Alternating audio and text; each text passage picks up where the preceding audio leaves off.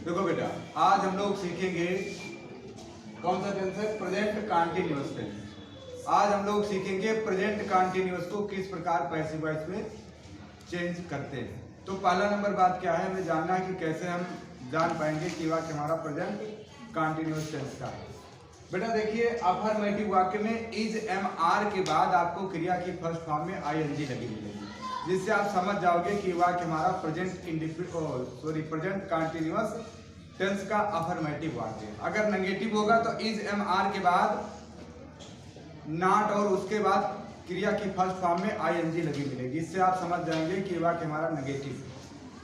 Is am are was were, is am are बेटा सबसे पहले इंट्रोगेटिव फर्स्ट टाइप में मिलेंगे, इससे आप समझ जाएंगे कि वाक्य हमारा प्रेजेंट कंटीन्यूअस टेंस का इंट्रोगेटिव है। जैसा कि कुछ सेंटेंस दिए गए हैं, उसके बाद क्वेश्चन वर्ड वाले रहेंगे, उनके बाद आपको इज एम आर मिलेगा, उसके बाद क्रिया की पहली फॉर्म में आईएनजी लगा मिलेगा, इससे आप समझ जाएंगे अच्छे तरह से कि वाक्य हमारा प्रेजेंट कंटीन्यूअस टेंस का है।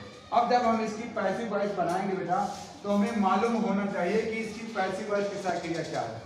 बेटा इज एम आर तो रहेगा ही, प्लस पैसिव वॉइस में हमको बीइंग लगाना पड़ेगा, बीइंग प्लस वर्ब की थर्ड फॉर्म।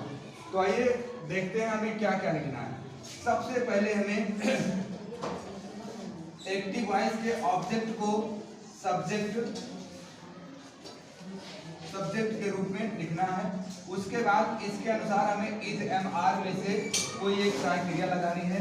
उसके बाद अगर नहीं है तो नॉट लगाना। उसके बाद बेटा आपको लगाना है बीइंग, और बीइंग के बाद एमबी की थर्ड फॉर्म यानी मेन वर्ब की थर्ड फॉर्म। बेटा बोलो नहीं। उसके बाद अगर कोई दूसरा ऑब्जेक्ट दिया गया है तो उसके बाद हम लिखेंगे बाई लगाकर। बाई बेटा जो आपका एक्टिव वॉइस का सब्जेक्ट है वो पैसिव वॉइस का ऑब्जेक्ट बनकर चला जाएगा। उसके बाद हम लिखते हैं अदर वर्ब।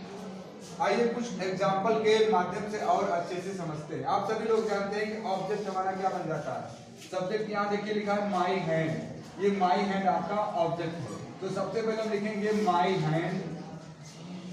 अब बेटा बात ये है कि कहाँ इज लगाएंगे, कहाँ एम, कहाँ आर। यदि सब्जेक्ट आपका आई है तो सिर्फ आप क्या लगाएंगे, एम लगाएंगे। अगर सब्जेक्ट आपका ही सी इट वा एक वचन है तब आप लगाएंगे इज, और उसके बाद बी यू दे वा बहुवचन कर्ता के साथ हम लगाते हैं सहायक क्रिया आर, आर बी। अब जरा देखिए, माई हैंड है, हाथ एक है यानी एक वचन की बात है, तो क्या लिखेंगे माई हैंड इज। अब लगाएंगे बेटा बी, क्योंकि पैसिव वॉइस की सहायक क्रिया बीइंग है, बीइंग। अब वाश को थर्ड फॉर्म में लाओगे तो हो जाएगा वाश्ड, वाश्ड बाई मी। तो my hand is being washed by me. दूसरा वाक्य है she is watching TV.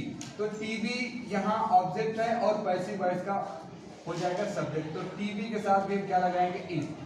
TV is being, watch को थर्ड फॉर्म में लाना है तो हो जाएगा वॉच्ड, वॉच्ड बाई हर, और अंत में फुल स्टॉप लगाएंगे। दे आर अरेंजिंग हर। तो हर को सब्जेक्टिव केस में लाओगे तो हो जाएगा बेटा सी। अब सी के साथ भी आपको क्या लगाना है, is. She is being, she is being abused, she is being abused by, दे है तो इसको लिखेंगे बाई देम। अब देखिए लिखा है someone is giving a pen. कोई एक कलम दे रहा है, तो एक कलम किसी के द्वारा दी जा रही है, लेकिन समवन बाय करके हम लोग नहीं लिखते। अ पेन इज बीइंग, गिव को थर्ड फॉर्म में लाओगे तो हो जाएगा गिवन। सिर्फ इतना ही लिखेंगे, a pen is being given. Someone, anyone, somebody, anybody, people, इनको हम बाय लगाकर नहीं लिखते हैं। तो a pen is being given, एक कलम दी जा रही है। अब ये नहीं दिया गया किसके द्वारा, आप समझ जाएंगे कि यहाँ अननोन सब्जेक्ट था यानी कि अनिश्चित subject. Radha is not teaching us. अब बेटा अस को सब्जेक्टिव केस में लाओगे तो हो जाएगा बी, और बी के साथ आपको पैसिव वॉइस में क्या लगाना है, are.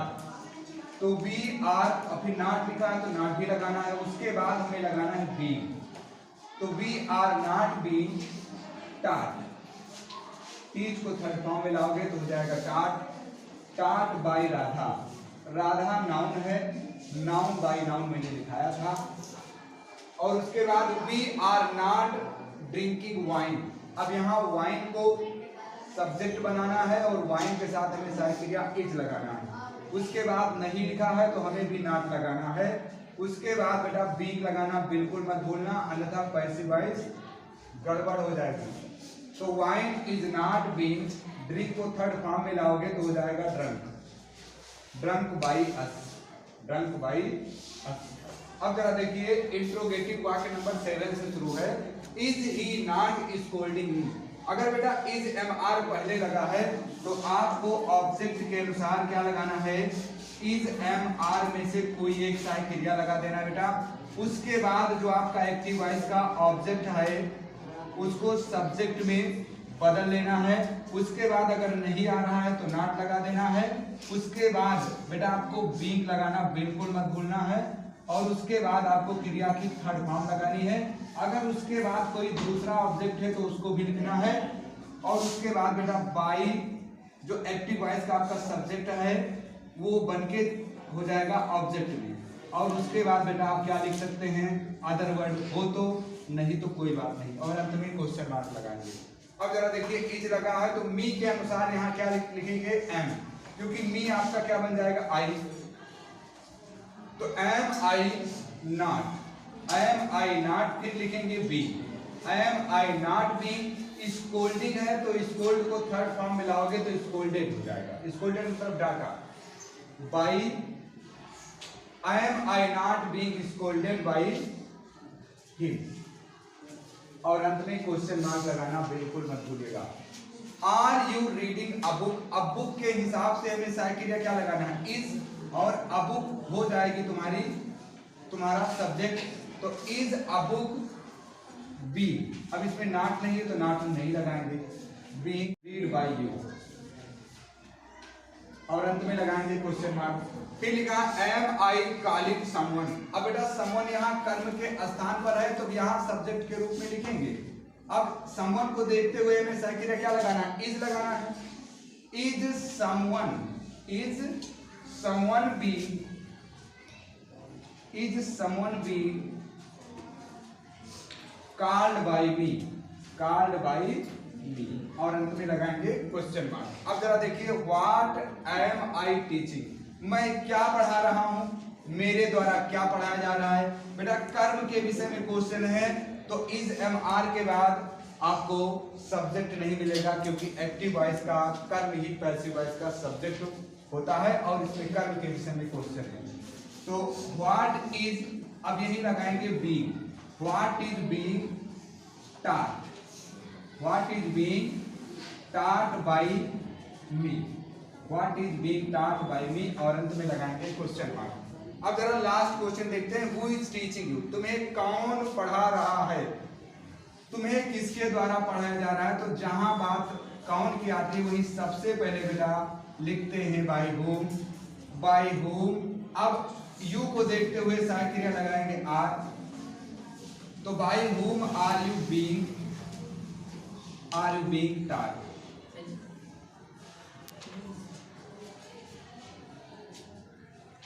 Bye whom are you being taught. क्या बात है, कोई दिक्कत? अच्छा टीचिंग है, एक मिनट मुझे ध्यान था शायद ये टीच है, क्योंकि ये टीज है, यहां हो जाएगा टीज। काफी समझदार हो तुम लोग, देख लेते हो कम। तो इस प्रकार हम लोग आज सीख लिए हैं प्रेजेंट कंटीन्यूअस टेंस को किस प्रकार पैसिव वॉइस में बदलते हैं। अब फिर मिलेंगे पास्ट कंटीन्यूअस टेंस। जय हिंद।